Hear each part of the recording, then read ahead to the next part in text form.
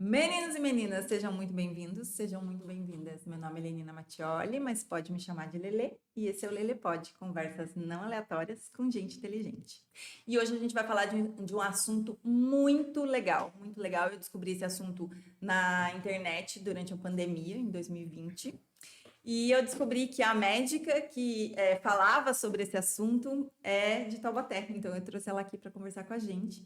Eu estou hoje aqui com a doutora Fabiana Caterino, que é cirurgiã plástica, e nós vamos conversar sobre explante de silicone, sobre a doença do silicone. Tudo bem, Fabiana? Tudo bem, obrigada pelo convite, antes de mais nada. Eu que agradeço. Eu queria que você se apresentasse aos nossos meninos e meninas. Bom, eu estou em Taubaté há 23 anos já, vim para cá para fazer faculdade. Acabei ficando, conheci meu marido aqui, a vida foi me levando. E eu só saí daqui para fazer a especialização em plástica, né? Eu fiz cirurgia geral aqui, me formei em Taubaté, na faculdade aqui. Aí acabei fazendo cirurgia geral aqui, que é um pré-requisito. E aí fui fazer plástica em Santos, voltei, e aí casei, teve os E aí filhos, ficou. e aí fui ficando. Isso. É mais uma faculdade, vamos dizer assim, quando você quer ser cirurgião plástico, né? Porque assim, são 6 anos de medicina, mais 2 ou 3 de geral, O né? pré-requisito mínimo são 2 de geral e Geral. 3 de plástica, então mais 5 anos. Então, uma faculdade de Eu cirurgia, né? fiz 3 de geral e 4 de plástica, então foram 7 anos de especialização Mais do que até tirar o título de especialista. mais do que Mais que a a faculdade. faculdade. Caramba. E assim, eu te descobri na pandemia, né? Que eu entrei no YouTube, tinha alguém falando uma coisa que eu nunca tinha ouvido, doença do silicone. Eu cliquei, a moça tinha falado que tinha se consultado com uma médica, que era. Daí eu fui te seguir no Instagram. Falei, gente, mas ela é de Taubaté. E comecei a seguir, comecei a entender alguma coisa que eu, como médica, eu nunca tinha ouvido falar. E o que que é isso? Doença do silicone, explante de prótese e tal. Na verdade, a prótese ela já existe há muito tempo, né? E ao longo dos anos ela foi modificando, tendo melhorias, então foram sendo lançadas gerações de prótese com melhorias em relação à prótese anterior. Mas desde esta primeira prótese até a prótese atual que existe, se eu não me engano está na sexta geração agora, elas todas sempre tiveram o mesmo problema em maior ou menor proporção. Então tem as complicações que são básicas, que podem acontecer com qualquer produto colocado no corpo, né? Então, infecção, um sangramento que forma um hematoma, coisas básicas. Mas a prótese, ela tem uma coisa chamada gel bleeding, ela vaza. E o fato de ela vazar, ela não precisa estar rompida. Que este é um problema das pessoas não entenderem e não conhecerem a doença. Ah, minha prótese está íntegra, fiz exame, está tudo Era isso que eu ok. pensava. E aí todo ano vai lá, faz um exame. Normalmente não se faz a ressonância, que é o padrão ouro para ver prótese. Então você faz um ultrassom, mamografia, que vê, mas vê não com a mesma qualidade. E aí essa prótese vai vazando. Só que ela vai vazando muito aos pouquinhos. Então não é quando você pega uma infecção e o seu corpo responde rapidamente e bruscamente. Não, é muito ponderadamente. São micropartículas ao longo do tempo. São anos para você se manifestar. E aí, E às aí, vezes. até esse corpo fazer uma resposta, vai ter um tempo. E a maioria das vezes, a doença do silicone não vai acometer a mama. Porque a pessoa acha que vai acometer onde o silicone está. Ah, isso é E importante. não é onde. Ou, né, no caso, a prótese pode ser colocada em mento, em glúteo, em panturrilha, prótese de peitoral em homem, todas são de silicone. E todas podem manifestar a doença do Todas podem silicone. manifestar a doença. Então, a pessoa nunca vai pensar na prótese no primeiro momento, a não ser que ela tenha ouvido falar sobre isso. Que foi o que, assim, eu lembro exatamente desse dia, porque assim, eu como médica, eu nunca tinha ouvido falar. E aí, quando eu comecei a escutar, eu falei, meu Deus do céu, nós temos um negócio aqui que a gente precisa entender como é que é, porque assim, isso aqui é muito grave. As pessoas não sabem que isso existe, e as pessoas colocam próteses, assim, assim, uma das cirurgias mais feitas é o aumento É, da mama, né? sim. A mulher, ela tem aquela questão com a mama e tudo mais, e muitas vezes vai lá e põe a prótese e sem saber, isso que eu acho O assim. insight costuma vir quando a paciente desenvolve doença autoimune. Porque dela vai no reumatologista, e o reumatologista, se tiver um pouquinho de experiência com isso, vai falar: opa, você tem um corpo estranho aí, pode ser que ele seja o gatilho da sua doença. Aí a conversa começa, mas se você não tiver doença autoimune, a gente não consegue ter essa percepção, muitas vezes demora muito tempo. E muitas vezes a pessoa até tem a doença autoimune, mas nunca fez o link, porque esse link é muito, vamos dizer assim, recente, né? Eu li que o primeiro caso foi em 2011. Isso, o primeiro caso relatado, né? Na verdade, talvez até existissem casos anteriores. Tem um filme interessante para quem quiser assistir, que é de 1997, é bem antigo, que chama The Breast Man, onde eles contam um pouquinho da história de como foi feita a primeira prótese e das primeiras mulheres que começaram a ter problemas com a prótese. Esse filme está, acho que no YouTube, se eu não me engano. Ah, legal. Eu vou até botar na descrição aqui o nome do filme para as pessoas assistirem, porque assim, eu fiquei realmente impactada quando eu comecei a ler sobre isso. Eu falei, meu Deus do céu, as pessoas têm que entender isso. Então, quando chegou em 2011, uma médica que tinha já desenvolvido doenças autoimunes, ela já não estava conseguindo mais compensar muito as doenças, ela resolveu se internar num hospital na Suíça, porque ela estava buscando eutanásia, e lá é um dos poucos lugares no mundo onde é autorizado, né, aprovado. Para quem não sabe o que é eutanásia, gente, é você, vamos dizer assim, um suicídio assistido e autorizado ali, né? No caso da Suíça, você toma uma medicação e simplesmente você morre por não aguentar mais aquela situação, né? E aí ela estava já com tudo certo, né? Tudo organizado. E um médico israelense resolveu estudar o caso dela e propôs para ela se ela aceitava não ser submetida à eutanásia, até para poder ajudar outras pessoas com o que fosse acontecer. E ela explantou. Acabou que ela tem uma história até interessante, depois quem quiser, eu não me lembro o nome dela todo agora, mas depois eu até coloco lá na página, a gente deixa um link aí para as pessoas saberem. Ela reencontrou um namorado antigo e acabou daí tendo uma força para viver, né? Então, ficou ainda bem um tempo. Ela, infelizmente, veio a falecer em 2020. Por causa das doenças autoimunes. Por causa das doenças autoimunes que ela já tinha. Mas ela já era explantada, já tinha tirado as próteses, tudo. Então, esse foi o primeiro caso. Só que quando houve o primeiro relato, em medicina, tudo demora muito para acontecer. Então, assim, foi um caso, uma situação. Então, olha, descobrimos que isso pode acontecer. Né? Já tinha história que eles estudavam sobre, na Guerra do Golfo, muitos dos soldados que tinham problemas com os tóxicos, e eles começaram a perceber respostas imunes por causa da exposição a alguns tipos de substância. Então, eles vieram estudando isso ao longo do tempo, e este assunto sobre a prótese em específico, ele veio vindo ligeiramente camuflado, porque teve isso, se comentou, mas é raro, era um caso, e a vida continuou. Quando a gente começou a chegar mais próximo da pandemia, que as pessoas começaram a ficar em casa, começaram a ter acesso a muita informação na internet, porque mesmo antes a gente já estava na internet, né, o tempo todo. Isso, mas a gente não olhou para dentro, né? Então a gente estava ali, mas estava vivendo. A pandemia fez todo mundo olhar para dentro, olhar literalmente para dentro de casa, ficar mais recluso. Aí explodiu tudo que era tipo de informação, né? E aí você começou a ter acesso a muito mais coisas, e aí inclusive pessoas conhecidas da mídia começaram a divulgar que tinham tido algum tipo de problema, e aí quando a informação chega até você, num primeiro momento até tem gente que tem o passo da negação. Então escuta e fala, imagina, isso não é comigo. Mas quando para pensar, fala, nossa, mas será? Essa história parece com a minha, eu tenho isso, eu tenho isso. Então eu acho que foi quando as pessoas realmente tiveram acesso. A gente, na verdade, não tinha muitos lugares para ler sobre esse assunto.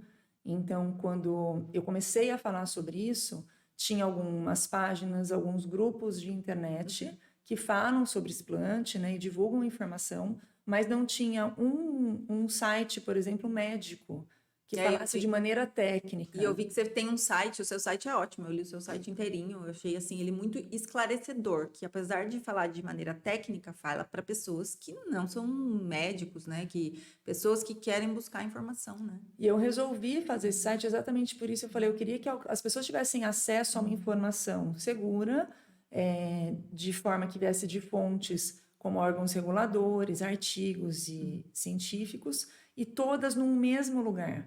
Porque quando a pessoa chega muitas vezes no meu Instagram, eu tenho muita informação, mas ela está compartimentada em posts, a pessoa não sabe qual post Tá ela lê. difusa ali, né? Ela fala, eu vou para onde? Onde eu começo? Então, assim, o site é uma introdução para a pessoa falar, opa, aqui tem tudo para eu dar para eu entender o assunto. Aí eu vou ver as especificações. E como que você chegou no explante? Porque essa é uma história, assim, pesada até, eu diria, né? Porque, assim, você é uma cirurgiã plástica, então eu imagino que na sua residência, uma das primeiras coisas que um residente quer fazer é uma prótese de mama, né? Um resultado fácil, rápido, fácil entre muitas aspas, mas eu digo, Sim. com a complexidade de todas as cirurgias, é uma cirurgia relativamente rápida, uma cirurgia que dá um resultado na hora, a paciente já sai bonita, quer dizer, e toda paciente que busca o aumento de mama, ela sonha, né? Assim, nossa, vou sair já com o meu peito ali. E aí, como que foi isso? A prótese, ela é o dia a dia, né? Cirurgião plástico. Então, é o que você faz, é o que você aprende, é o que está ali ao seu alcance. Tem lipo, abdominoplastia, mas a prótese está ali o tempo todo.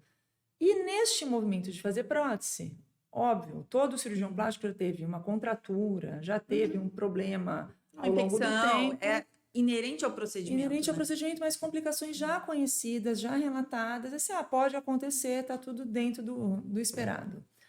E eu acabei acompanhando uma paciente que teve um caso até, assim, interessante sobre complicação de prótese.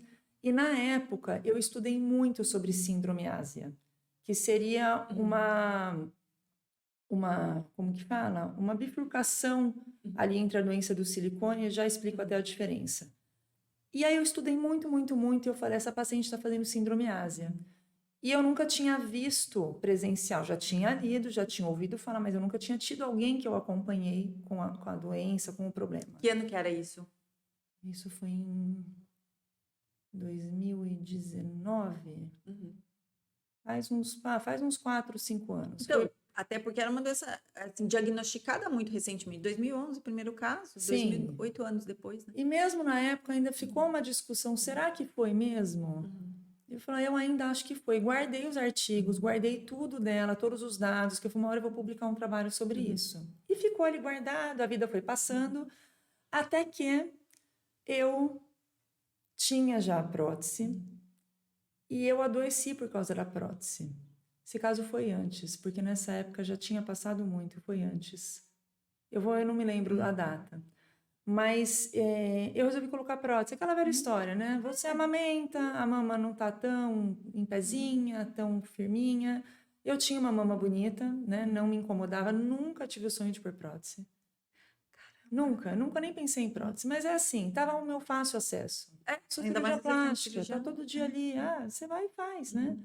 E, em teoria, você só conhece as pessoas saudáveis. Porque a pessoa, quando adoece, ela não procura o cirurgião plástico de início. Até porque demora, agora eu penso que não muito, mas antes demorava muito para ela fazer esse link. Talvez nem nunca fizesse esse link. Né? Então ela passava em outros especialistas e não vinha até a gente. A gente não tinha como ter esse acesso de saber por que você nunca falou? Porque não chegava até mim. E quando eu adoeci, eu não, assim, por algumas vezes quando eu cogitava, olha, eu tô com um problema da prótese. Será que não é a prótese? Não é, Fabiana, Quanto tempo depois que você colocou, você começou a sentir? E o que você sentia? Com 1 semana eu fiz uma complicação. Só que é uma complicação esperada de um pós-operatório, né? Fiz uma tromboflebite, bem dolorida, fiz um cordão fibroso mesmo. Daí você já provavelmente pensou, sou CRM positivo, é o que a gente pensa. Médico sempre complica mais, né? Ainda mais você que é da área da plástica e tal, aquela piada, né? E o tempo foi passando e eu fui piorando muito o meu quadro de saúde. Só que num primeiro momento, o que eu tinha não se relacionava em nada com a mama. Então eu tinha infecção urinária, infecção da via respiratória, queda de cabelo, os angioedemas, que são os inchaços. Provavelmente falava, mas é que você está trabalhando demais, você está muito estressada, o seu sistema imunológico está baixo, você está dormindo direito, você está comendo bem, que é o que todo mundo fala, né? E eu sou muito pilhada no 220. Eu sou assim, não tem jeito, né? Eu tenho que... você é cirurgiã, não se espera outra... Eu tenho gêmeos, né? Tem gêmeos? A gestão da casa. Não. A vida é assim. Cirurgiã com gêmeos gerindo uma casa. Já dá para saber que não dá para nem encostar, né? Eu tenho esse perfil já agitado. E como durante o meu dia eu faço muitas coisas e eu não paro para reclamar, não paro. Então, assim, a coisa vai indo, eu posso estar com dor, tudo, eu trabalho, eu não tenho tempo ruim comigo. E aí foi evoluindo, foi evoluindo, foi evoluindo. E eu fui passando em inúmeros especialistas de referência, pessoas muito boas, assim, com formação profissional excelente, pessoas que eu conhecia, professores que eu tive. Mandei o meu caso para as universidades para ser discutido, porque eu falei, alguém precisa me ajudar, eu Você preciso falava, de um tem alguma coisa direcionamento. errada comigo e eu não estou entendendo o que está acontecendo. E aí eu me lembro que meu marido falava assim, vamos para algum lugar, ver se não tem alguma coisa, sei lá, nos Estados Unidos, no Japão, a gente viaja para procurar um tratamento. Eu falei, tá bom, a gente vai, mas eu vou procurar quem? Quem? Para tratar o quê? Você não começou a achar que você tinha, por exemplo, um tumor, alguma coisa gravíssima, daí faz ressonância, faz tomo, faz Pensamos em ultrassom, tudo isso. começa a escanear o corpo, fala, mas cadê esse tumor que não aparece? Não tem, porque chega nisso, né? Eu fiz inúmeros exames pensando em tumor, pensando em resposta imunológica. Aí começamos a cogitar uma doença autoimune não conhecida, algo, né, que fosse ainda manifestar de uma maneira que estava mais geral e que fosse delinear para um quadro específico. Só que nunca isso acontecia. Quanto tempo você estava já nisso? Foi 1 ano e meio, assim. E aí, assim, piorando, piorando. Aí um dia eu fui fazer uma endoscopia com um profissional super referência, muito bom. E aí eu fui porque eu tinha muito problema de tudo. Eu falei, bom, falta só fazer endoscopia e coluna, o resto eu já tinha feito tudo. E já chega um ponto, né? Não sei se isso aconteceu com você, que você já fica rezando para ter realmente alguma coisa ali, porque você fala, pronto, tem um tumor no intestino, ok, então vamos, né? Isso, você quer Tratar ter isso aqui. diagnóstico. Porque senão você fica patinando no nada. Você já está rezando para ter um negócio ali, nem que seja grave, porque pelo menos você fecha e começa a batalhar em cima daquilo, né? É angustiante você estar doente e não saber o que você tem. Você não sabe o que você faz por você. Porque eu tinha uma alimentação super certinha, eu sempre fui muito regrada, fazia tudo, assim, tirando o sono, mas meu sono sempre foi curto desde que eu era criança. Eu sempre dormi 5 horas e acordei num pique. E aí eu fiz essa endoscopia e neste dia, assim, eu tive uma sensação de que eu ia morrer. Eu acho que uma das poucas vezes que eu tive a sensação de que eu ia morrer, nem quando eu tive Covid, fiquei na UTI, eu não tive essa sensação. Não, depois eu vou te perguntar isso. Eu não tive essa sensação tão intensa como dessa vez, porque eu fiz o exame, deu tudo certo, terminou. O colega médico veio conversar comigo, Fabiana, olha, não tem nada, então, né, dá continuidade a tudo que você já está fazendo, vai buscar outras especialidades para te ajudar. E fui embora. Neste dia eu tinha atendimento em São José. Fui para casa, me arrumei, me maquiei, né, salto, pronta. E você sentiu que você ia morrer na endoscopia? Não. Não, até aí eu estava bem, estava tranquila. Falei, vou dar umas horas por causa da sedação da Isso. endoscopia e eu consigo ir para São José. Eu estava pronta para sair. Eu comecei a ter um mal-estar horrível. E eu sentei na minha casa, eu estava sozinha, e eu liguei para o meu marido e falei assim, vem para casa agora, eu estou passando muito mal. E seu marido já devia estar no estado de alerta, porque vocês já estavam 1 ano e meio Porque eu já buscando estava um negócio ali, que não tinha. e isso ainda foi um pouquinho antes de eu fazer isso. Eu devia ter, assim, 1 ano e um pouquinho de prótese. E aí eu comecei a passar mal, mas assim, foi um mal-estar. A minha pressão baixou demais. Eu tinha tremores que não paravam. Eu fiquei muito ruim. E eu fiquei assim durante umas 8 horas. E aí, eu, óbvio, acabei não indo, né, fazer atendimento, pedi para avisarem que eu não estava bem. A minha sogra ficou comigo nesse dia, e minha sogra era da área da enfermagem, então ela pegou um acesso em mim, eu fui para casa dela, na casa dela mesmo. Eu falei, ó, vai lá, compra para mim soro, a medicação tal, e põe para ver se eu melhoro. E eu fiquei horas assim, e foi a única vez na vida que eu chorei e falei para ela, eu não posso morrer porque eu tenho 2 filhos pequenos. Eu imagino, eu ia te perguntar isso. Você falar assim, gente, eu tô passando mal, tenho 2 crianças, o que eu vou fazer? O que eu vou fazer aqui? Porque eu tô pensando no desespero do não diagnóstico. E assim, o mal-estar não passava, e eu falava, gente, vai acontecer alguma coisa comigo, porque era uma sensação iminente de morte. E como minha sogra me conhece há muito tempo, ela ficou assustada, porque ela nunca me viu pedir ajuda, assim, e ficar num desespero de achar que eu ia morrer. E aí acharam que podia ter sido síndrome do pânico. Eu falei, gente. Então, e aí, isso aí que eu queria falar, porque assim, quando você tem um monte de sintomas sem diagnóstico, mas é coisa da sua cabeça, mas é assim que você trabalha muito, você está muito estressada. O que envolve isso? Porque você fala, não é possível, gente, não tô louca, né? Chega uma hora que você começa a achar que tá. Que tá. Porque Isso você é escuta tanto, é tão não validada, você começa a ter confusão mental, então você está olhando uma coisa e você não sabe mais o que você estava olhando aquilo, você começa a ficar confusa, começa a perder memória, você começa a falar, eu realmente estou tendo alguma coisa, é minha cabeça, não estou bem. E nesse dia, eu até me lembro de passar uns dias e eu discuti o meu caso com um grande amigo, e ele falou para mim assim, com certeza você fez resposta à sedação. Sim. A gente só não sabe o porquê. E é exatamente o tempo que ia demorar para acontecer. E eu já tive 2 pacientes que tiveram esse mesmo problema, de ter feito um exame com sedação e terem feito essa resposta durante este período e melhorar. E pacientes com implante. E quando eu escutava, assim, num primeiro momento, tá bom, vamos procurar ajuda. Então, assim, eu sempre fui super Aberta a adepta. fazer o que fosse preciso. Sempre. Então, assim, ó, tem que fazer terapia, vamos fazer. Tem que fazer, tomar medicamento, vamos tomar. Sempre fui super apta a escutar as pessoas e falar, eu preciso de ajuda, então eu vou buscar ajuda. Só que chega num ponto que você mesmo com toda a ajuda não melhora. E aí você começa a falar, gente, será que está acontecendo alguma coisa na minha cabeça mesmo? Será que eu estou, sei lá, desenvolvendo alguma doença? Né? Enfim. E aí, quando a coisa foi indo, e o tempo Início todo... esses sintomas de infecção respiratória, urinária, dor. Só piorando. Só piorando. Só piorando. Quem já teve uma infecção urinária na vida sabe, não sei se você já teve. Já tive, é muito ruim. Eu Imaginei tive, isso sempre, assim, durante um ano, uma sensação de infecção urinária diária. É uma dor na Aquele bexiga, peso, ardor. aquela dor, a vontade de ir ao banheiro que você vai e não vai. 24 horas por dia. Assim, eu nem sei, eu me fico pensando como é que foi nesse um ano. Eu Nem consegui sabe ter como uma se vida aguenta, né? normal, né? Quase normal. Muita gente até fala, não me lembro quando você adoeceu. Porque eu nunca fui de ficar reclamando, eu sempre fui trabalhar maquiada, arrumar, eu sempre fui muito de energia. Então, a hora que eu reclamava é a hora que eu não tava assim, não tinha mais jeito.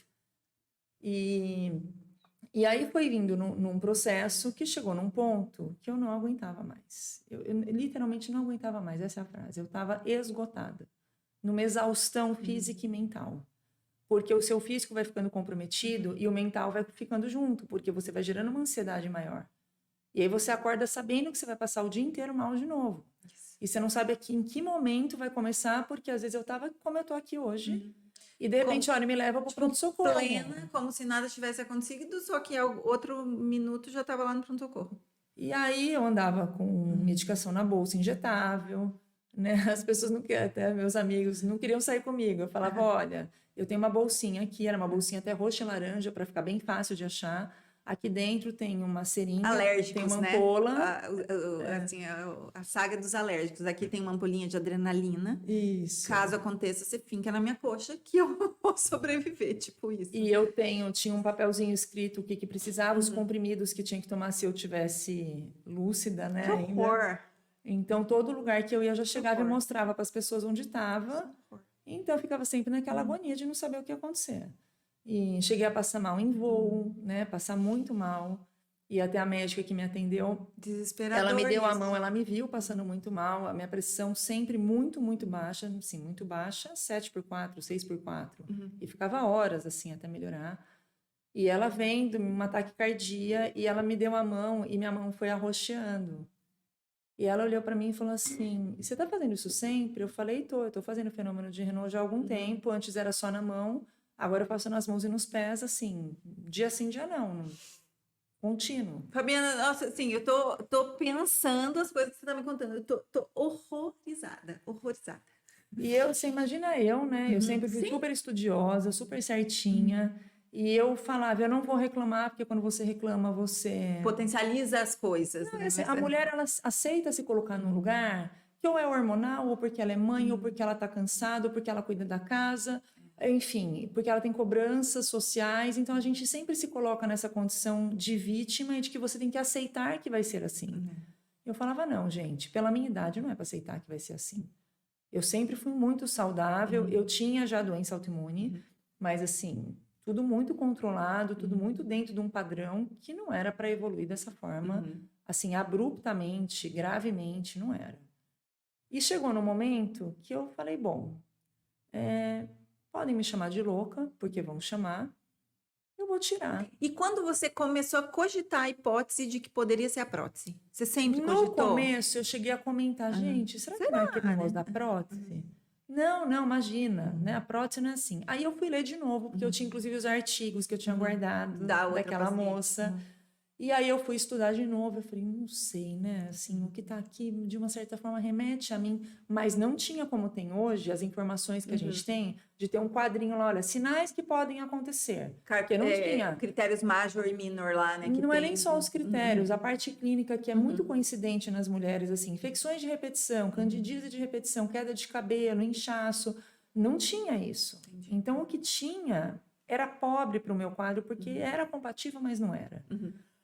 E aí, por umas 2, 3 vezes, gente, será que não é a prótese? Não é. E chegou no momento que eu falei, bom, tudo que eu tinha para fazer eu fiz. Eu fiz terapia, eu fiz tratamento psiquiátrico, eu procurei todas as especialidades possíveis e imagináveis. Fiz todos os exames, fiz exames que eu nem conhecia, que eu nunca ouvi falar. Fiz tudo que eu tinha direito, exame de imagem, exame de sangue, de urina, de fezes, tudo. Os meus exames tinham um padrão que não apresentava doença. A única coisa que mostrava no meu exame de importante é que a minha IgA, que é o que faz a imunidade respiratória de mucosa, zerou. Ela era normal. Logo que eu pus a prótese, eu repeti, ela ainda era normal e ela foi baixando até zerar. E eu fiquei sem.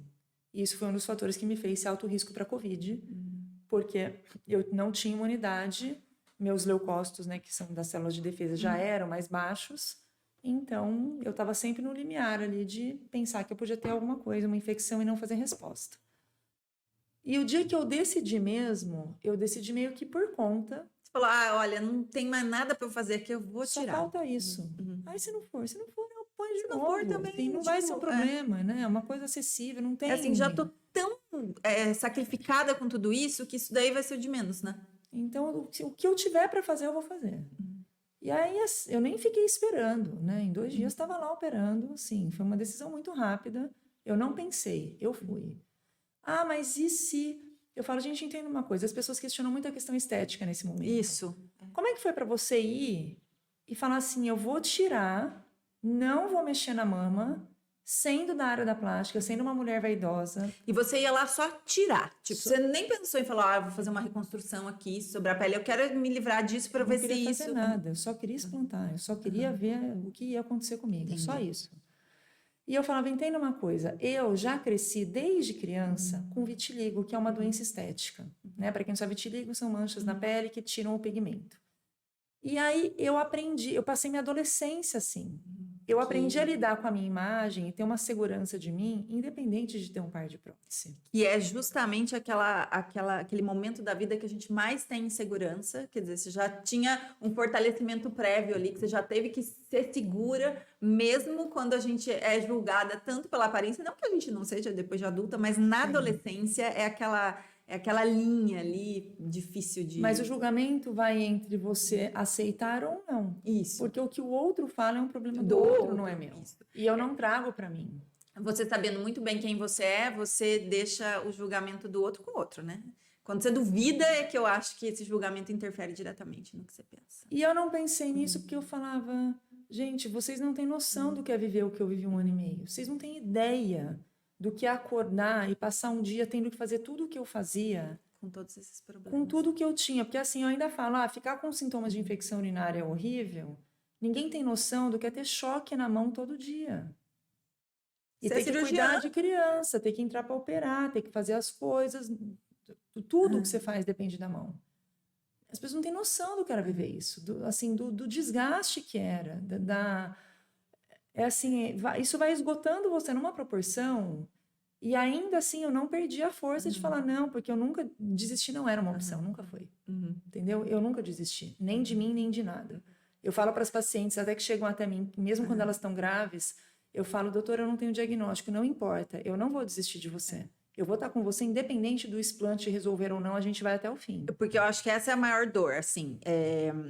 Ela não tem um diagnóstico, ela é invalidada muitas e muitas vezes, até por profissionais que muitas vezes até desconhecem isso, mas independente de desconhecer, você não pode invalidar o paciente, porque quem sente o que o paciente sente é ele mesmo, entendeu? Como que você vai virar para ele e falar, não, mas essa dor não tá doendo tanto assim? Porra, a dor é dele. entendeu? Ele que sabe. Então, eu imagino como que é lidar com essas mulheres, né? Porque chega alguém para você nessa situação, tipo, ela já tá literalmente no fundo do poço, já foi, assim, esculachada de todos os lados, vamos dizer assim, né? Porque além de toda a dor, né, de todos os sintomas, ainda tem a invalidação social ali, enfim, né? E tem o questionamento de como assim você vai tirar a prótese? Ainda Como tem isso, assim você é cirurgiã plástica e está falando isso? E eu falei, eu sei o que eu estou falando, eu estou assumindo o que eu estou falando e eu vou fazer. E eu fiz sem expectativa nenhuma, porque eu não tinha como saber, né? Até hoje a gente sabe disso. O explante, ele não é uma promessa de cura ou de melhora. Eu ponho que o explante é uma expectativa de não piora. Então eu falei, bom, se pelo menos eu parar aqui e não evoluir mais, já é algo positivo para mim. Já consigo lidar com isso, vou continuar lidando, por pior que seja, pelo menos não vai progredir, né? E fiz o explante e, assim, a minha resposta foi muito rápida. Eu fui um quadro muito clássico.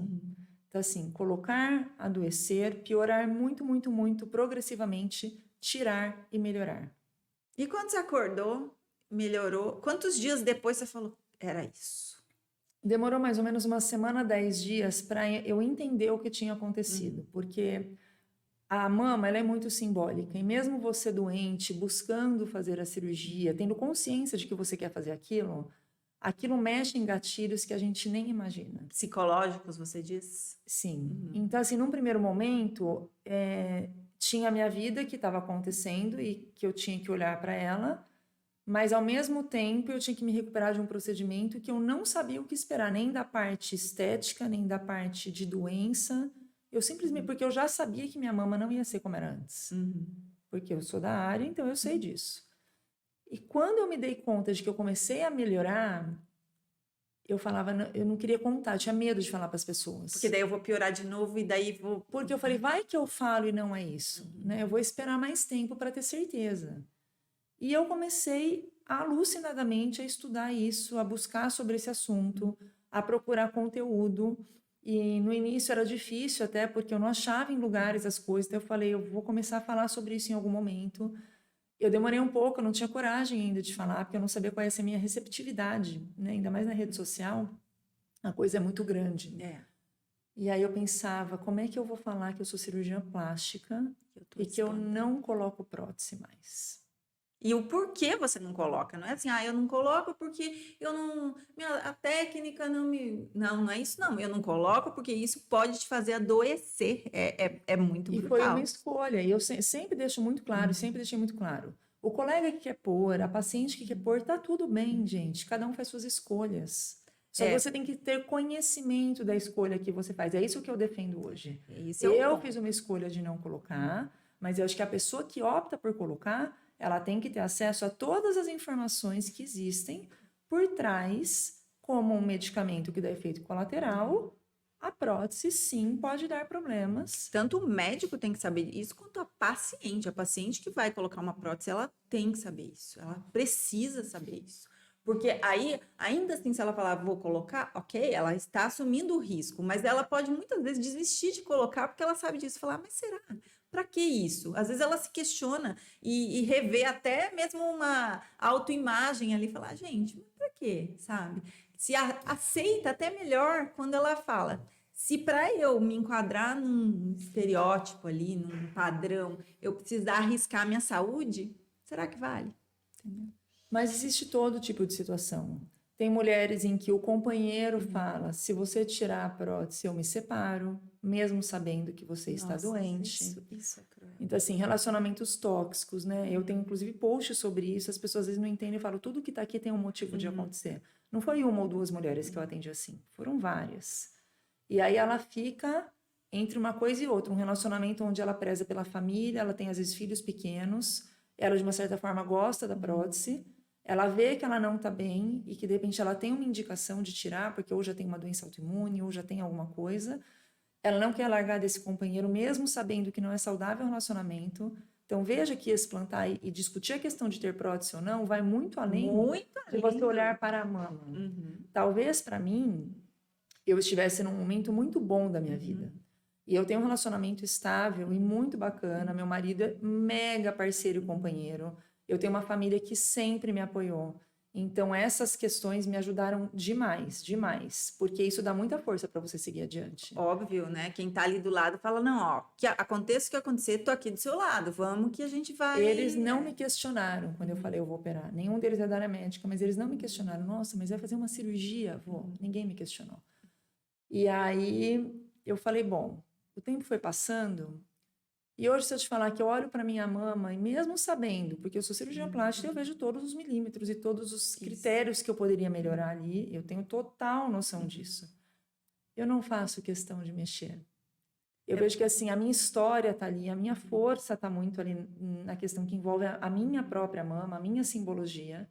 E eu levo isso para as mulheres para elas verem assim, gente, você pode ter uma vida bacana, saudável, legal, você pode ser uma mulher bonita, independente de você ter um par de prótese. Independente se a sua mama vai ser linda aos olhos, seja lá de quem. Porque você pega mulheres, por exemplo, que fizeram uma mastectomia, tiveram câncer de mama. Não foi uma escolha delas, né? Elas precisaram fazer a cirurgia. E elas vão ser, de repente, infelizes para sempre, porque a mama delas não é uma mama padronizada igual a de todo mundo. Eu não acho que a gente pode compartilhar o corpo dessa forma, sabe? Eu sou muito contra isso de compartilhar partes. Eu também acho que a pessoa ela tem que, vamos dizer assim, se autoavaliar, se autoentender. Muitas vezes isso passa por terapia, passa por ressignificação de relacionamentos e tudo mais, justamente para ela ter certeza de quem ela é, independente de como ela está. Porque aí, quando você tem certeza de quem você é, o que o outro fala, é igual você falou, é do outro, não é seu. E aí, mas isso é muito difícil, ainda mais para a mulher, numa sociedade que a gente vive hoje, extremamente comparativa, e com a rede social, que faz a gente chegar num conhecimento igual esse, assim, que falar, você se questionar, falar, opa, peraí, existe isso? Nossa, deixa eu olhar isso aqui. Existe também aquela enxurrada de corpos perfeitos, siliconados e tudo mais. E photoshops. E photoshops, que muitas vezes nem é, ao vivo nem é tudo isso. E às vezes as pessoas não param, elas só vão vivendo ali dentro daquele caldeirão, né?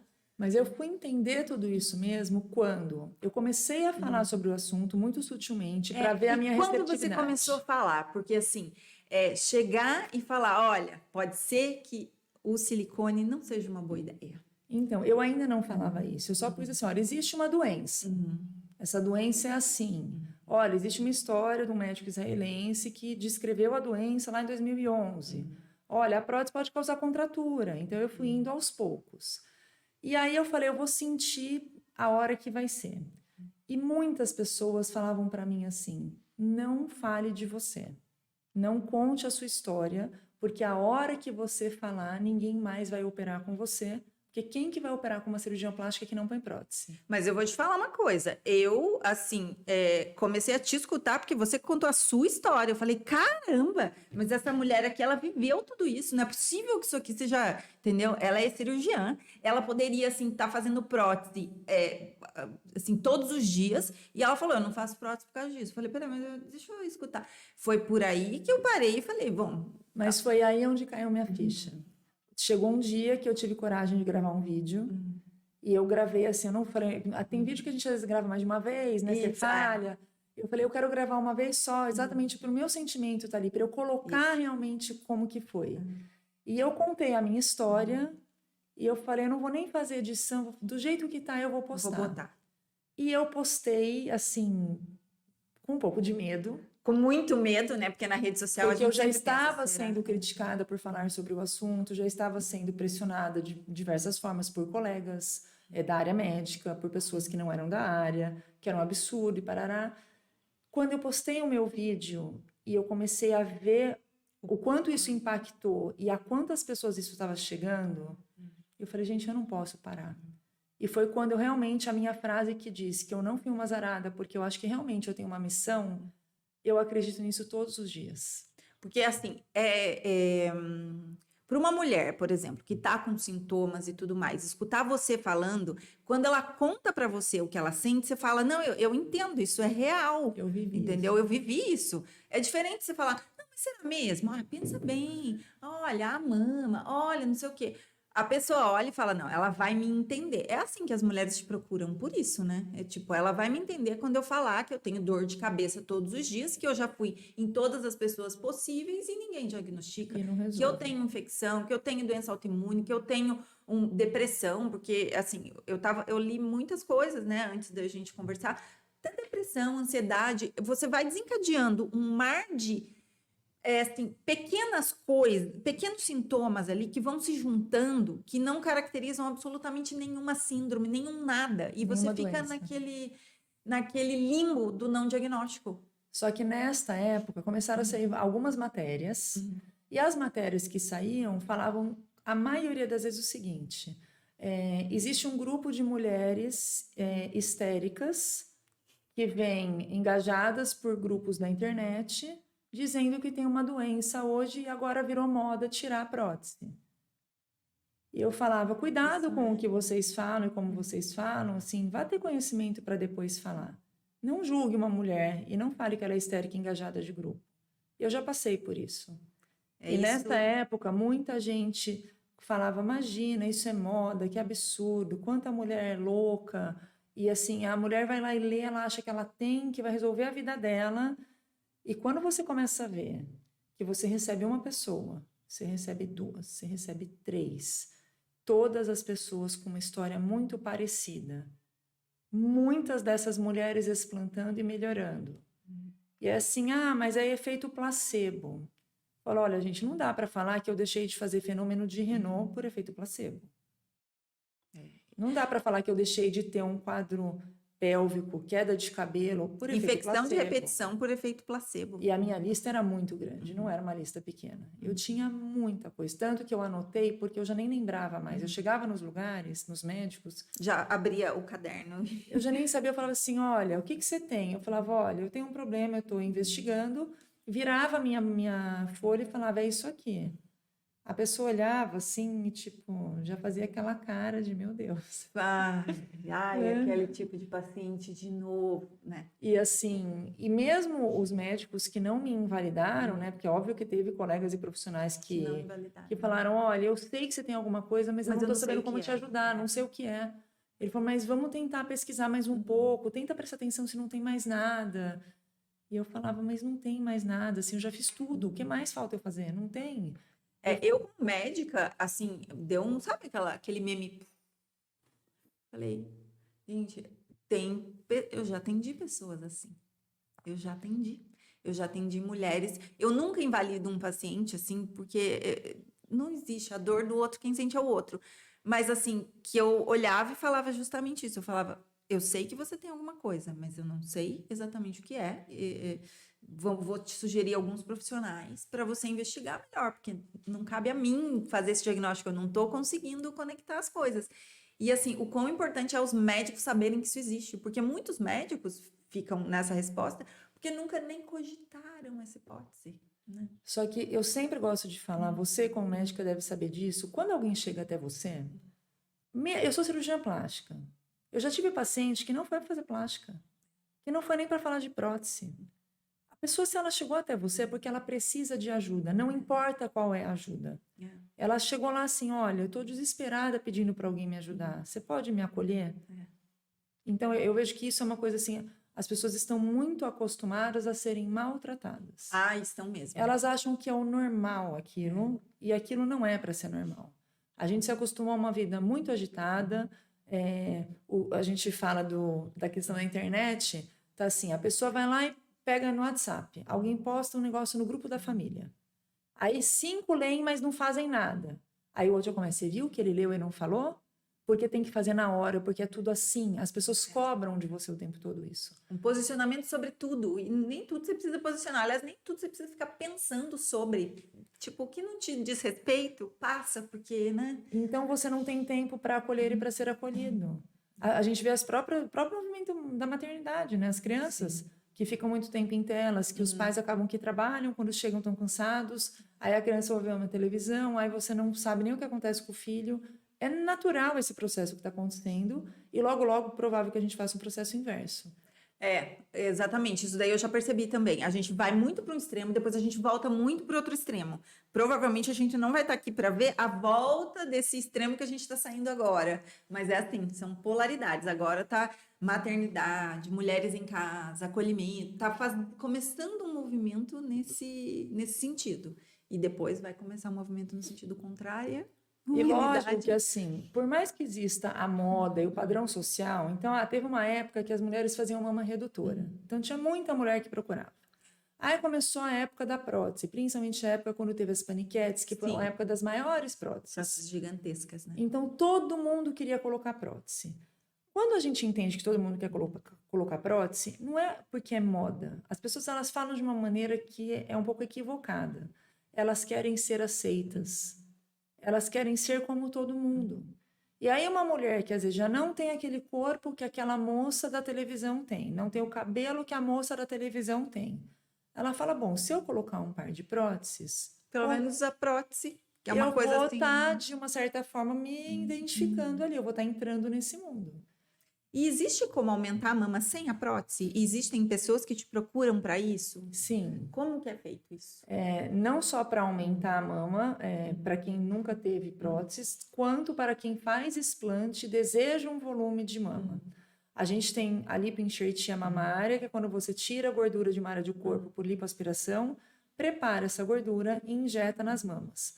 Isso já é feito há muito tempo, só que de rotina sempre foi muito feito em glúteo e não em mama. Ah, sim, as pessoas fazem uma lipo e daí põe um pouquinho de gordura põe ali no glúteo, isso. E aí com essa questão, porque a prótese é um procedimento muito mais simples do que uma lipoenxertia. É muito mais rápido, pronta, não é tão né? invasivo. Então sempre foi a primeira opção, a primeira escolha. E aí a lipoenxertia da mama começou a vir num movimento grande, principalmente com as mulheres que foram mastectomizadas e com as mulheres que começaram a explantar. Claro que a gente tem que entender que fazer enxerto, colocar gordura na mama, não é igual colocar prótese. A prótese é muito mais redonda, muito mais, assim... O gel é mais firme do que a gordura, né? A gordura, em parte, ela vai absorver. Ao longo do tempo, gordura continua sendo gordura. Então, se você ganhar peso, a mama aumenta. Se você perde peso, a mama diminui. Diferente da prótese, que ela mantém uma estabilidade, vai mudar só o restante da composição do seu corpo e não aonde a prótese está. Então, a enxertia é muito bem-vinda. Mas existem restrições, existem casos com contraindicação, como qualquer outro procedimento. Tá? Mas ela dá bons resultados. A mama nunca vai ser redonda como a mama da prótese. A hora que é feito, muita gente fala, mas é que eu vi na internet uma foto de uma enxertia de uma mama que parece uma prótese. A hora que é feito fica muito mais bonito, Quando você né? termina de fazer, se você tirar uma foto de todas as pacientes que fazem, todas vão ter esse impacto de parecer que estão com uma prótese, talvez até um pouquinho menor ou quase do tamanho que era a mama. Mas ao longo dos meses, aquela gordura em parte absorve, em parte ela cede, porque é natural do tecido mamário, então vai ser uma mama muito mais com formato natural, mais com formato em gota, do que com formato redondo. E você já tirou prótese de outros lugares, mesmo com os mesmos sintomas? Não, nunca apareceu para mim. Eu tiro, se vier, eu vou fazer. Talvez a próxima das mais difíceis de pensar em explante seja de panturrilha, porque em todas as outras áreas você de alguma forma consegue fazer um acesso, né, uma incisão para explantar em bloco e para tirar a cápsula. Na panturrilha, normalmente, quando foi colocada essa prótese, a incisão é muito pequena e é bem na dobra. E como a prótese é longa, então eu já tive duas pacientes que tiraram prótese de panturrilha, moravam em outros lugares, né, bem distante daqui, tiraram a prótese e me mandaram fotos para eu acompanhar e tudo, mas não foi tirado em bloco, não se conseguiu. Eu queria falar isso também, essa questão de tirar em bloco para as pessoas entenderem, porque assim, o explante, ele é o explante com a cápsula ali da mama, porque tem até a questão do linfoma também, que você pode aumentar o risco de um linfoma quando você põe uma prótese, né? Isso. E as pessoas falam isso.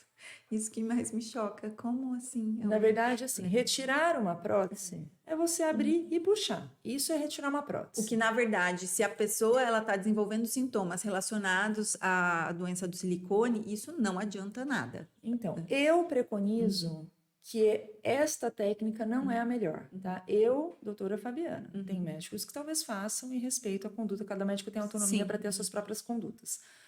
Por quê?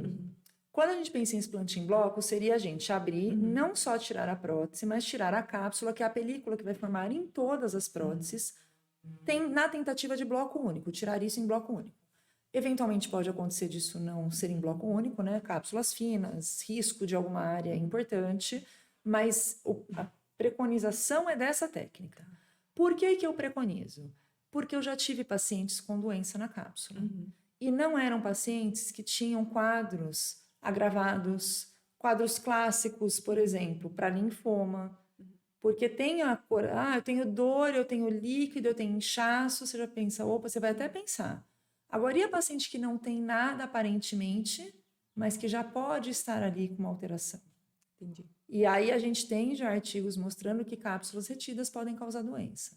Então, se eu deixar essa cápsula, que é onde a maior porção de silicone que vazou fica, ao longo dos anos, eu posso predispor essa mulher a desencadear tanto a parte de tumores, que hoje já é reconhecida, inclusive, pelo FDA, quanto a questão da resposta imune, porque ainda vai ter uma concentração de silicone ali. Cápsula não é absorvida, tá? Então, é uma cirurgia extensa, porque você vai ter que tirar as aderências ali, porque o silicone fica no lugar justamente por causa da cápsula, porque faz fibrose ali, aderências em volta. Então, é uma cirurgia, assim, que demora horas, né? Você vai uma cirurgia de um tempo dissecando ali, né? Não é um negócio como colocar. Colocar é mais fácil que tirar, assim, em termos técnicos, né? Vou colocar um tempo estimado. Tá. Colocar uma prótese em torno de 30 minutos. Retirar uma prótese, abrir e tirar, 15 minutos. Fazer um explante, 2 horas. Então, assim, 2 horas Sem reconstrução, só pensando no explante. Tempo cirúrgico. É porque as pessoas têm que pensar também que, assim, existe todo o entorno da cirurgia. Então, vamos dizer, uma pessoa que vai para fazer o explante e tirar tudo, tanto a prótese quanto a cápsula, ela vai ficar no centro cirúrgico pelo menos umas 4 horas. Vai, porque ela vai para o centro cirúrgico, até tudo ser preparado, até começar, até terminar, ela está bem da recuperação pós-anestésica para voltar para o quarto, se não fizer reconstrução. Isso pensando só em explantar. E se tiver reconstrução, 6, 8 horas. Aí é o tempo da reconstrução, que você vai adicionar aí 2, 3, 4 horas, dependendo da técnica escolhida, do que vai ser feito. Então, não dá para fazer mais de, 2, 3 explantes por dia no máximo, ou menos que isso? Não dá, porque você não consegue ter essa dinâmica cirúrgica. Eu preconizo muito o acolher e acompanhar, então você não dá conta de dar suporte para as pessoas. As pessoas falam assim, ai, doutora, vai chegar uma hora que você não vai ter tempo pra gente. Eu falo, eu sempre vou ter. Eu já preencho a minha agenda de uma forma que eu consiga acessibilizar o meu atendimento, porque você vai ter acesso a mim o tempo todo. Porque você me escolheu para cuidar de você.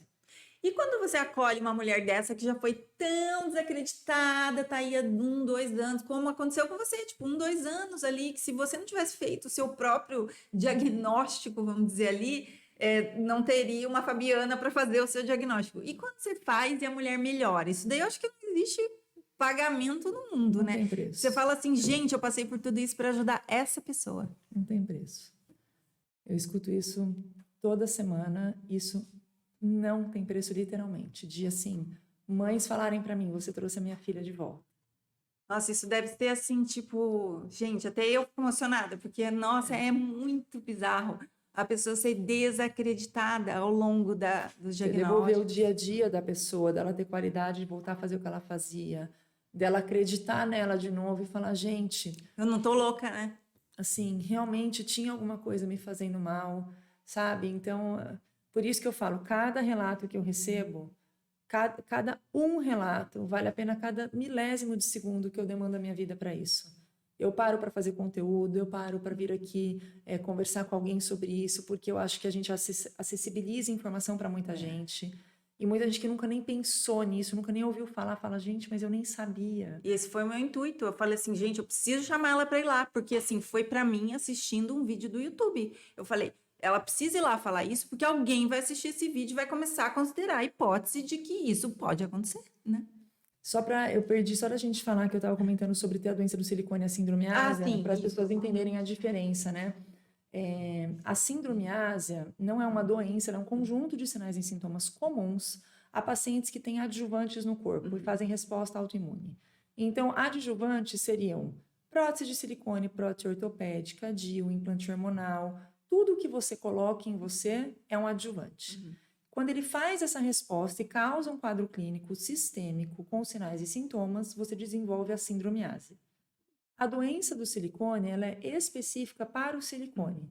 Então, você vai fazer um quadro clínico que envolve sinais e sintomas, não necessariamente com resposta autoimune, mas um quadro inflamatório de resposta à toxicidade. Entendi. E você pode ter as duas coisas juntas, muitas vezes você não consegue diferenciar. Aqui, eu considero dessa forma, eu acho mais simples falar assim, porque acho que as pessoas, inclusive, entendem melhor o que elas têm. Eu comento em todos os lugares que eu vou, que no exterior, alguns colegas com quem eu converso, eles consideram uma doença única em relação à prótese. Então, existe a sindromiase para outros adjuvantes, mas eles colocam que tudo que envolve a prótese, independente se é a ásia ou a parte tóxica inflamatória, eles chamam de breast implant illness, que seria a doença do silicone. Então, para eles é tipo, bota tudo ali num conjunto, né? Então, hoje a gente vê que tem mais dados coletados. Então, o FDA já tem dados coletados. Eu até tenho entrado em contato com a Anvisa, porque há uma dificuldade até de você conseguir colocar dados ali, né? De quantos números você tem, para eles terem esses dados, mas ainda não é uma notificação compulsória. Deveria Então, ser. diferente de algumas doenças, que quando tem notificação você tem os dados exatos, onde é área endêmica, onde não é, para a questão em que envolve a prótese, a gente ainda não tem isso, a gente não sabe. O que a gente sabe dos casos, quando houve, por exemplo, o recall, teve uma marca grande de prótese que teve um recall grande. Há uns 2, antes da pandemia isso, né? Não, eu foi me lembro antes, que eu ouvi falar alguma coisa sobre isso. Eles fizeram um primeiro recall importante, se não me engano, foi 2014.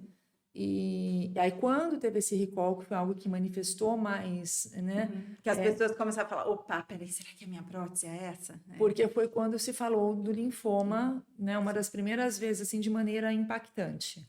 E aí foi quando o assunto começou a ficar um pouco mais em evidência, mas foi a época que mais mulheres procuraram, porque elas queriam saber se a prótese era daquela. E aí quem tinha aquela prótese acabou notificando em algum momento, olha... Né? Mas tem muita gente até hoje que não sabe nem o que é recall. Tem mulheres que passou batido comigo, com a prótese que deu problema e... Eu falo, qual é a sua? Eu sempre pergunto a marca da prótese, existem inúmeros motivos para eu perguntar. E aí eu falo, quando fala da marca, eu falo, a sua é do recall? Ela, o que é recall? Eu explico, falo, mas teve recall? Eu falo, para você ver que a informação vai muito além de não conhecer a doença do silicone. Muito além. Se nenhum recall que foi colocado publicamente ela não teve acesso, quem dirá as outras informações? Eu penso que a gente tem que levar a informação para a mulher que quer pôr uma prótese, ela considerar que pode acontecer, né? Que na verdade ela pode desencadear uma série de fatores. E aí ela escolhe, às vezes pode ser para ela mesmo sabendo todos os riscos.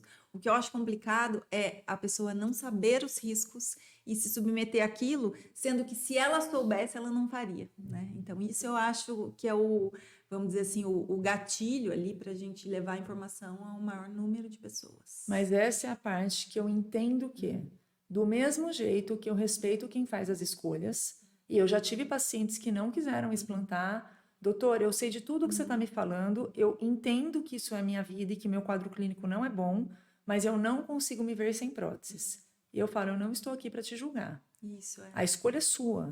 Porque quem vai conviver com o seu corpo, com o seu quadro clínico é você, não sou eu. Estou aqui para tentar te ajudar, passar informação, colocar a questão técnica do que pode ou não ser feito. Se você vai escolher fazer, tá tudo bem. Só que eu quero que da mesma maneira que eu tenho esta postura, quem está do outro lado também tenha a postura, o respeito e a decência de pensar, bom, é uma escolha dela e ela também tem esse direito. De não querer colocar prótese, de fazer isso do meu dia a dia. É mais complexo fazer explante? É mais complexo, é mais difícil, tem mais índice de complicação? Sem dúvida nenhuma. Mulheres que normalmente estão adoecidas, então você não pega a mulher saudável que vai por prótese, você pega a mulher doente que vem fazer explante. Então, o impacto já é maior em relação ao contexto sistêmico do corpo dela. Mas tá tudo bem, eu falo, gente, eu escolhi fazer uma coisa que eu amo fazer. Até me encontrei, assim, no explante, eu já tinha me encontrado na cirurgia porque foi algo que eu sempre quis desde criança. Sempre quis? Sempre quis. Desde pequenininho eu falava que eu ia ser médica, que eu ia mexer na área cirúrgica, eu sempre quis. Mas eu não pensava muito, assim, se ia ser plástica mesmo. Quando eu entrei na faculdade, eu foquei que ia ser. E quando eu terminei a minha formação, eu gostava de fazer, mas... para mim nunca foi pela estética em si, porque eu penso que o limiar entre reparação e estética é muito pequeno. Então eu olho, eu falo, quando alguém me procura, essa pessoa não veio agora aleatoriamente buscar ajuda para fazer uma cirurgia, porque a pessoa muitas vezes ela já tinha condição financeira antes. Ela podia ter parado nas férias do ano passado para fazer. Ela me procurou agora porque tem algo a mais. Sempre tem algo por trás de uma história. Sempre tem um porém ali. E quando eu comecei a entrar no mundo do explante em especial, óbvio que minha vida não vive só de explante, né? Eu tenho uma vida eu ia diária. te perguntar isso. Não, existem outros procedimentos que eu faço, né? Pálpebra, abdômen, lipo, orelhinha abano, enfim. Mas a porcentagem maior é explante. E eu assim, acho que vai chegar um dia que vai ser só explante, né? Não sei, eu gosto muito de fazer, eu gosto muito desse cuidar, eu gosto muito de dar o suporte, porque talvez eu fique me imaginando do outro lado, se eu voltasse no tempo, né? Como que eu gostaria de do outro lado ter alguém me abordando. Mas é porque eu acho que, assim, as mulheres, pelo que eu vi desde 2020, que foi a primeira vez que eu ouvi falar sobre isso até agora, as mulheres, tem muitas mulheres que precisam explantar e elas estão cada vez mais. E a gente ainda não tem tantos médicos que entendam profundamente como é a doença, como se faz E isso. tem um outro porém, né? A prótese, ela foi uma cirurgia acessibilizada ao longo do tempo. Então, antigamente, só fazia cirurgia quem tinha muita condição financeira. Ao longo do tempo, entrou um monte de formas de pagamento, enfim, acessibilidade de todos os tipos que permitiu que qualquer pessoa pudesse ter prótese. E aí a cirurgia de prótese ficou uma cirurgia já não tão cara para a grande maioria das pessoas. E a pessoa que colocou a prótese, ela fala, eu não me planejei para fazer um explante porque eu não sabia. E tem muita gente que entende que porque hoje se fala muito de explante, o valor do explante é como se fosse assim, se cobra isso porque está todo mundo fazendo, então é o meio de mercado, né? Muito pelo contrário, é porque é uma cirurgia extremamente complexa. Só que é uma cirurgia muito mais complexa, muito mais trabalhosa em todos os sentidos, em tempo, em recuperação, em acolhimento da paciente. A própria questão que envolve complicações. Então, o custo da cirurgia não é porque é o que está na moda ou o que não está na moda. É o custo do que você vai demandar fazer.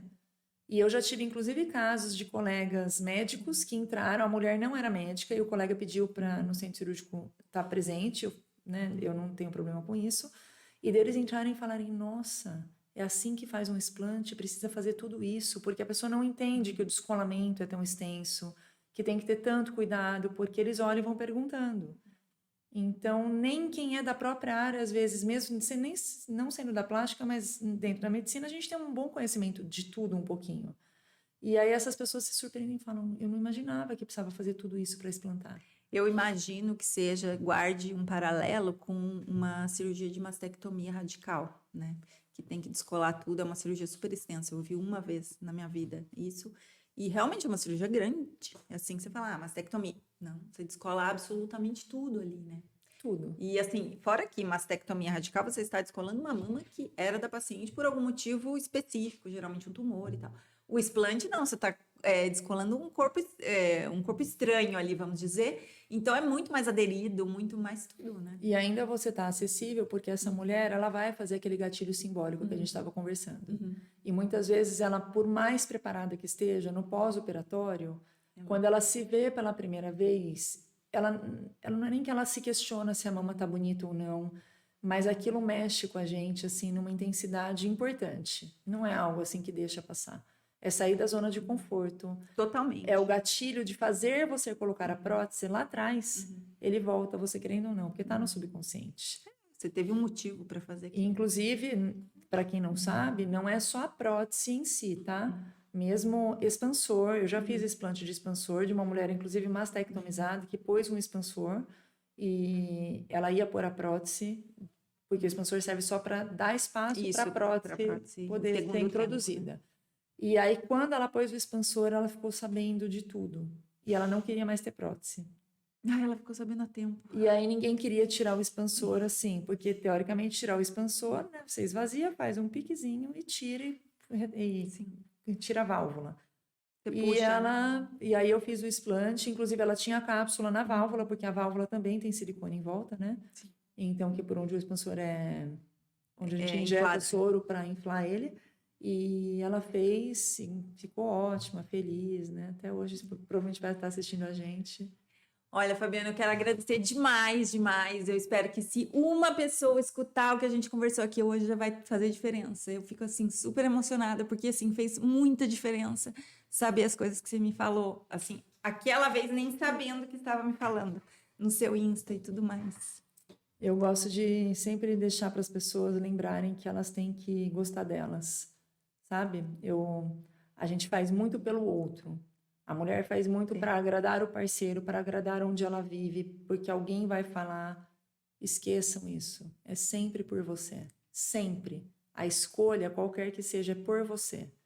E lembra que vai ter o ônus e o bônus. Não existe algo que não tenha tudo o tem os custo dois a se lados, pagar. exatamente. Então pense muito bem no que você vai fazer. E se você decidir por estar com, estar sem, tá tudo bem. Mas lembre-se de avaliar, de ponderar. Não vá no intuito, na ansiedade. Eu vou, que nem você vai fazer prótese. Eu vou, faz, aí já faz. Quando viu, já fez. Pensa, respira, entenda tudo, aí você faz. E esse é o intuito disso aqui, é dar o acesso a principalmente não só quem já tem, que tem algum sintoma, mas para quem vai fazer. Pondere, escute o que a gente falou aqui hoje, porque isso pode mudar a sua vida, literalmente. Literalmente. Né? Literalmente. Muito obrigada. Nossa, não tenho palavras para agradecer. Muito obrigada por ter aceito o meu convite e muito obrigada para você que assistiu até agora. E eu espero que a gente tenha ajudado. Até a próxima. Nossa,